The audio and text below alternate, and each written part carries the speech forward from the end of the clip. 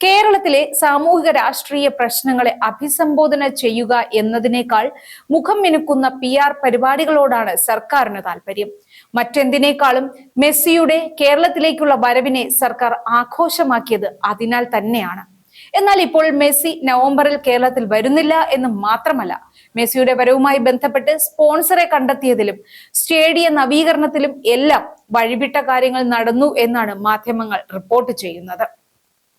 ഒരു ഭാഗത്ത് ദാരിദ്ര്യ വിമുക്ത സംസ്ഥാനം എന്ന പ്രഖ്യാപനം മഹാനടന്മാരെ അണിനിരത്തി സർക്കാർ പ്രഖ്യാപിക്കുമ്പോൾ, മറുഭാഗത്ത് പരിപാടിയിൽ പങ്കെടുക്കരുത് എന്നും ഈ പ്രഖ്യാപനം മഹാനുണയാണ് എന്നും ചൂണ്ടിക്കാണിച്ച് മഹാനടന്മാർക്ക് കത്തെഴുതുന്നത് സെക്രട്ടേറിയറ്റിന് മുന്നിൽ മാസങ്ങളായി സമരം ചെയ്യുന്ന ആശാപ്രവർത്തകരാണ്.